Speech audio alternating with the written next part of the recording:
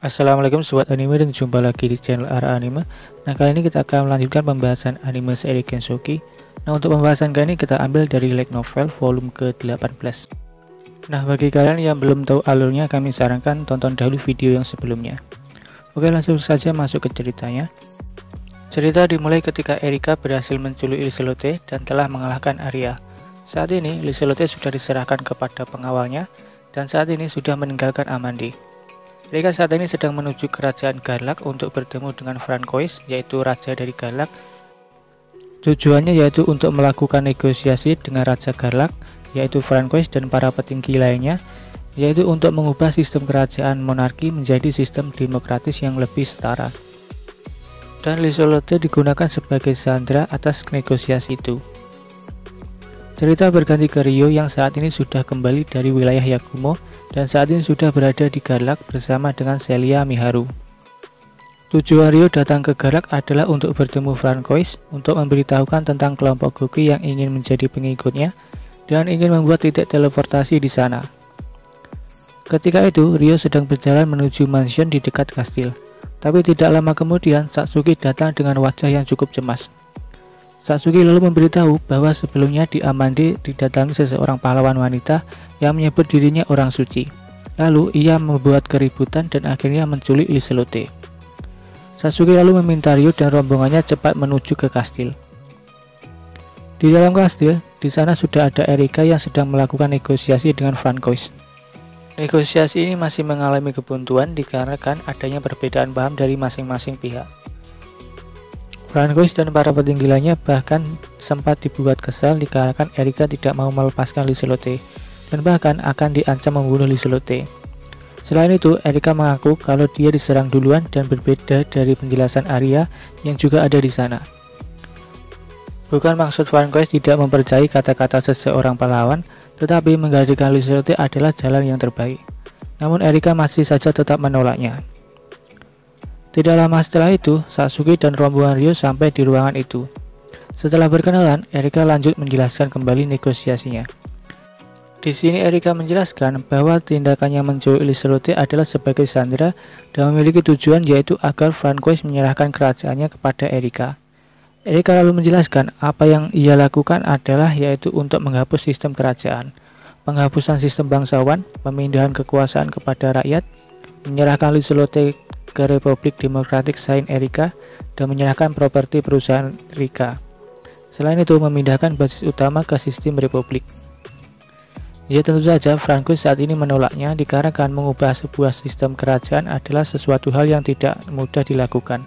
Selain itu, banyak orang-orang yang tidak akan menerimanya. Erika lalu bilang, jika kamu tidak bisa melakukannya, maka akan aku lakukan sendiri. Pernyataan Erika ini berarti menyatakan perang. Tapi Erika sadar bahwa negaranya adalah negara kecil, dan kemudian Erika terbesit sebuah ide untuk menambah satu sandera lagi.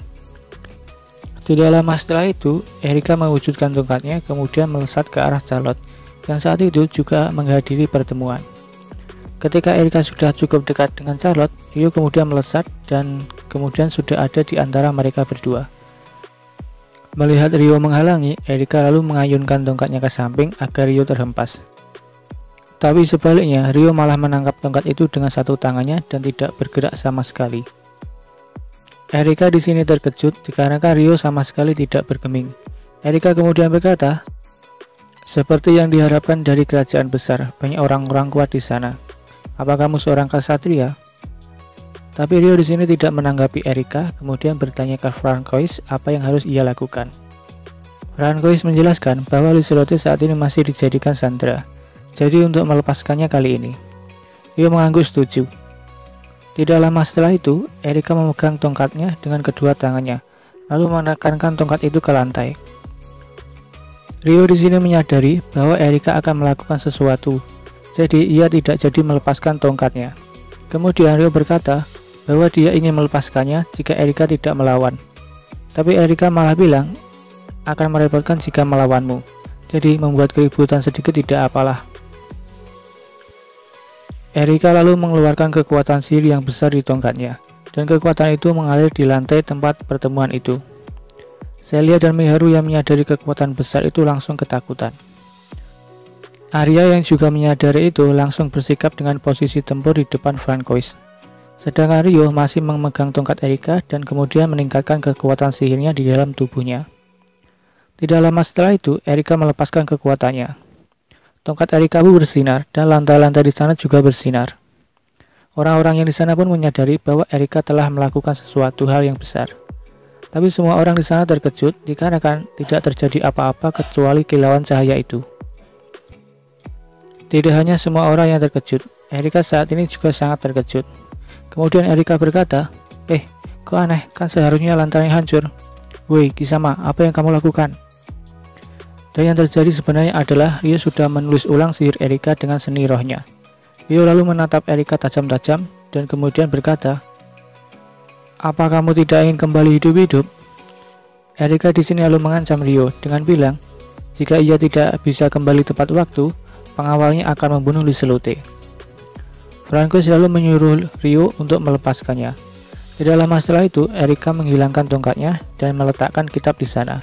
Kemudian, ia bergegas pergi dari sana. Sebelum pergi, Erika memperingatkan jika ada yang mengikutinya, ia tidak segan akan membunuh Liselotte. Rio dan seluruh orang yang ada di ruangan itu hanya bisa meratapi kepergian Erika. Tidak lama setelah itu, Rio meminta izin Francois untuk mengejar Erika. Francois di sini sedikit bingung dikarenakan mereka tidak boleh kehilangan jejak Erika, tapi ia juga tidak bisa mengabaikan peringatan dari Erika. Tapi kemudian Rio menjelaskan bahwa ia bisa membuntuti Erika dari jarak jauh. Setelah berdiskusi dengan para petinggi dan juga sudah mendapatkan persetujuan dari pahlawan Satsuki, Francois mengizinkan Rio untuk mengejarnya. Francois membutuhkan persetujuan dari Satsuki dikarenakan yang akan ia lawan adalah seseorang pahlawan, yang tentu saja itu sesuatu hal yang sangat berbahaya. Setelah diberi izin, Rio menyuruh Aisyah untuk mengejarnya dalam bentuk rohnya, dan menyuruh Aisyah untuk memberi kabar lewat telepati. Sebelum berangkat, Rio menyuruh Celia dan Mihrau untuk memberitahu kejadian ini pada Trio Seire dan yang lainnya. Kemudian Rio berangkat. Ketika Rio sampai di gerbang kastil, Rio dipanggil Arya. Arya saat ini memakai baju petualang lengkap, dan bukan lagi baju pelayan seperti biasanya. Sambil merunduk, Arya meminta Rio untuk mengajaknya mengejar Erika. Rio di sini sadar bahwa Arya saat ini sudah siap tempur. Walaupun tanpa diberi izin, Arya pasti akan ikut mengejarnya. Tapi Rio di sini juga sedikit bingung menjelaskan tentang Aisyah yang sudah mengikuti Erika. Lalu Rio memutuskan untuk tidak menceritakannya saat ini, dan menyuruh Arya untuk mengikuti perintahnya.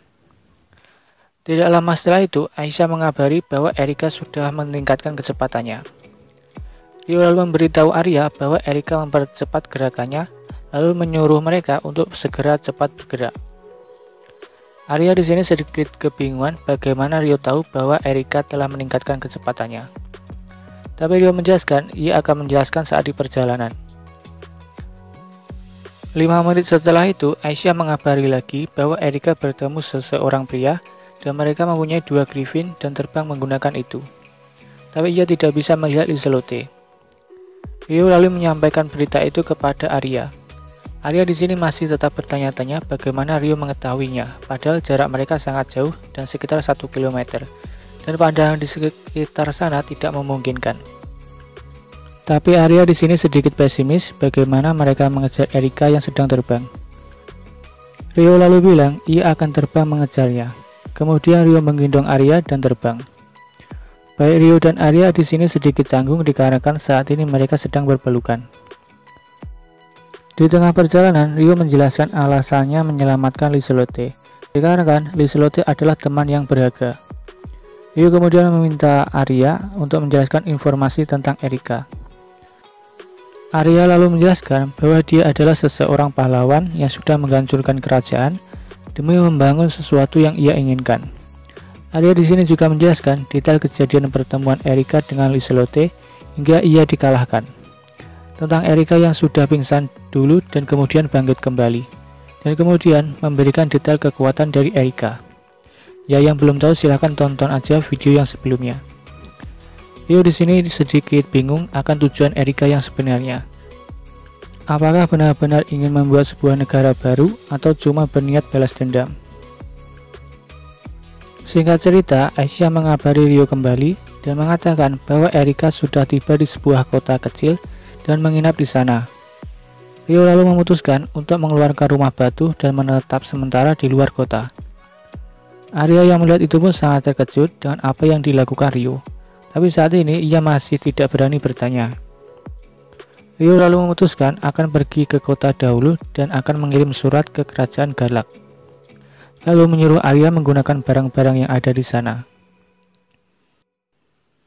Singkat cerita, setelah Rio mengirimkan surat ke Garlak, Rio kembali ke rumah batu. Saat di rumah batu, Rio mendapati Arya memakai pakaian Aisyah dan ia juga sudah memasak. Setelah makan bersama, Rio akhirnya mengungkapkan kebenaran tentang dirinya yang menggunakan seni roh dan Aisyah adalah roh, dan menjelaskan bahwa ia dan Aisyah saat ini sedang telepati. Sedangkan Aisyah saat ini sedang bersama dengan Erika dalam bentuk spiritnya. Arya yang mendengar itu pun sangat tercengang, dan ia tahu bahwa Rio saat ini cuma menahan diri agar seni rohnya tidak ketahuan. Tapi seperti biasanya, Arya disuruh menyembunyikan informasi itu. Di sisi lain, saat ini Reis sudah membuntut Rio sejak ia pergi dari Garlak. Reis di sini berpikir sangat bagus jika Erika dan Rio saling bertarung, dikarenakan tidak ada korban di pihaknya. Lalu Reis terpikir untuk mencari Sandra juga, yang tujuannya untuk memancing Rio. Lalu kemudian Reis menghubungi kelompok Lucci, Aryan, dan Fen. Sementara itu, saat ini Celia, Miharu, Satsuki, dan Charlotte datang ke rumah batu untuk menjelaskan kejadian ini kepada trio Seire dan Latifah. Latifah di sini sangat heran dan mengeluh kenapa para pahlawan yang dipanggil selalu membuat masalah. Ya memang semua pahlawan itu kecuali Satsuki, semuanya itu tidak normal. Setelah berdiskusi, mereka akhirnya memutuskan untuk memberitahu kelompok Goki yang saat ini masih ada di desa Roh. Sedangkan Charlotte yang saat ini sudah dijelaskan tentang kelompok Goki akan memberitahu Francois agar mengizinkan mereka pergi ke Garlak. Cerita berganti ke Liselotte yang saat ini sudah berada di negara Republik Demokratik Saint Erika. Liselotte saat ini ditempatkan di sebuah ruangan tertutup tanpa jendela yang merupakan bekas rumah bangsawan di sana. Liselotte di sini bercerita bahwa saat penculikan itu ia dibuat tidak sadarkan diri. Dan ketika ia sudah bangun, ia mendapati dirinya sudah menaiki Griffin. Ketika itu, tangan dan kakinya terikat dan dipasangi alat penyegel sihir, dan matanya saat itu juga ditutup. Ketika ia sudah sampai, ia dimasukkan ke ruangan itu. Ketika di ruangan itu, Liselotte tidak dapat berbicara dengan siapapun. Bahkan, pengawal yang setiap hari memberikannya makan selalu mengabaikan Liselotte ketika ia bertanya. Liselotte saat ini berpikir siapa yang akan menyelamatkannya. Tapi setelah memikirkannya, pasti tidak ada yang menyelamatkannya kecuali para pelayannya. Karena jika Francois masih belum tentu mau untuk menyelamatkannya, dikarenakan melibatkan seluruh kerajaan. Sedangkan orang tua Liselotte pasti harus mendapatkan persetujuan dari negara, dan jika memaksa itu terkesan seperti mengkhianati kerajaan. Bahkan, pelayan Liselotte sebenarnya harus mendapatkan izin dari Francois jika mereka ingin pergi ke negara lain. Liselotte pun mulai menyalahkan dirinya sendiri kenapa ini bisa terjadi. Tapi ia tahu bahwa tujuan Erika memang membuatnya menyerah dan putus asa. Jadi, Liselotte pun mulai bersemangat kembali dan mulai berencana untuk melarikan seorang diri.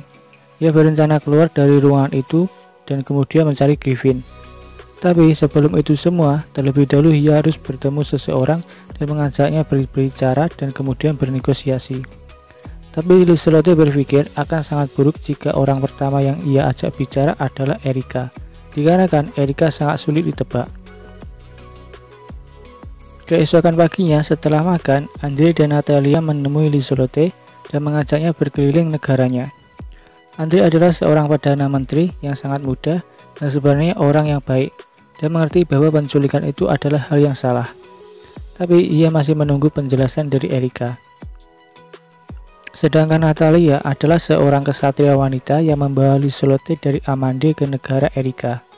Natalia di sini sedikit kesal dengan Liselotte dikarenakan sebelumnya Liselotte terkesan tidak sopan. Mereka bertiga pun kemudian berjalan menyusui negara itu. Saat di perjalanan, mereka bertiga menarik perhatian penduduk dan tatapan penduduk ke Liselotte sangat dingin. Liselotte hanya diam menanggapi itu dan berusaha bernegosiasi dan mengorek informasi dari Andre. Beberapa informasi yang ia dapat itu seperti ini. Kerajaan yang diberontak itu bernama Kerajaan Rivanov, yaitu sebuah kerajaan yang kurang strategis dan memiliki wilayah yang gersang. Warga di sana sangat miskin, dan sedangkan para bangsawan memanfaatkan kekaisaran Prussia untuk memperoleh kekayaan. Itulah salah satu alasan pemberontakan itu terjadi. Pemberontakan itu disponsori oleh Erika itu sendiri yang rela ada di barisan depan untuk menghancurkan penindasan para bangsawan. Kekuatan Erika sangat besar hingga bisa menghancurkan kastil dengan satu serangan. Andre menyebut kekuatan itu sebagai kekuatan ajaib. Penghancuran kastil itu dilakukan agar simbol pemerintahan sebelumnya akan lenyap, dan setelah itu akan dibangun gedung baru. Namun terdapat fakta menarik bahwa Andre dan para penduduk itu tidak mengetahui bahwa Erika adalah seseorang pahlawan. Lalu mereka pun mulai membicarakan masa lalu saat Erika dipanggil. Ketika itu, Erika dipanggil di sebuah desa kecil, dan saat pemanggilan, tunangan Erika juga ikut terseret dalam pemanggilan itu. Erika dan tunangannya hidup bersama di desa itu. Mereka juga sering membantu para penduduk desa. Tapi ketika itu, ada orang kuat yang mengunjungi desa itu, dan kemudian membunuh tunangan Erika. Tunangan Erika itu dibunuh dikarenakan berusaha melindungi penduduk desa. Saat itu, Erika sangat sedih dan juga merasa putus asa, dan mulai membenci diskriminasi. Tapi tidak lama setelah itu, Erika mendengar suara dalam mimpinya, yaitu cara untuk menggunakan senjata ilahinya. Dan sejak saat itu, ia memutuskan untuk menjadi orang suci dan mulai menggunakan kekuatannya untuk membantu orang lemah dari diskriminasi para bangsawan. Ketika itu, Andre bertemu Erika di perjalanan. Melihat Erika yang sering membantu orang yang lemah membuat Andre sangat percaya dengan Erika. Dan sejak saat itu, Andre mulai mengikuti Erika dan mulai belajar tentang demokrasi. Saat ini, Andre mempunyai 3 alasan percaya pada Erika. Yang pertama, adanya ramalan. Ramalan yang dimaksud adalah ramalan pahlawan. Yang kedua, Erika sering membantu orang yang lemah. Dan yang ketiga adalah kekuatan Erika yang sangat besar, yang bisa menghancurkan kastil dengan satu serangan, bisa membuat lahan pertanian menjadi subur dan memunculkan air di sungai, dan kemudian bisa menyembuhkan tanpa sihir. Itulah alasan Andre percaya dan merasa bangga dengan adanya Erika. Ya, kira-kira seperti itulah pembicaraan antara Liselotte, Andre, dan Natalia. Liselotte di sini masih belum percaya sepenuhnya dengan informasi yang ia dapat, dikarenakan itu terkesan melebih-lebihkan dan pasti ada maksud tersembunyi. Ya, sebenarnya sih menurut Amin si Erika ini sebenarnya orang baik, tapi tujuannya itu salah dikarenakan tujuannya itu untuk balas dendam. Oke, lanjut ke ceritanya. Cerita berganti ke kerajaan Paladin. Saat ini Aryan, Lucy, dan Van dan beberapa orang anggota Singa Surgawi menemui Duran untuk menukarkan pedang Lucius dengan 10 pedang iblis. Walaupun terkesan mencurigakan dikarenakan seharusnya hanya 3 pedang iblis, tapi Duran akhirnya menerimanya. Dikarenakan sudah dijelaskan bahwa itu permintaan maaf, selain itu bisa memperkuat kerajaannya. Duran lalu bertanya ke mereka bertiga tentang balas dendam ke Rio. Aryan menjelaskan bahwa mereka ingin melakukannya, tapi bukan ke Rio, dikarenakan kalau ke Rio itu sama saja bunuh diri. Mereka akan menargetkan teman Rio. Cerita berganti lagi ke kerajaan Garlak, saat ini 5 hari setelah keberangkatan Rio dan Arya. Orbia saat ini pergi menemui kelompok Goki untuk memberitahukan kejadian ini. Selain itu, Orbia juga mencari lokasi yang cocok untuk dipasangkan titik teleportasi, yaitu di dekat sekitaran ibu kota Garlak, yang akan mereka gunakan untuk menteleport kelompok Goki.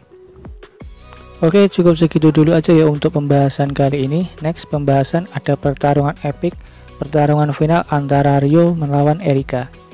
Oke, segitu dulu aja. Salam anime.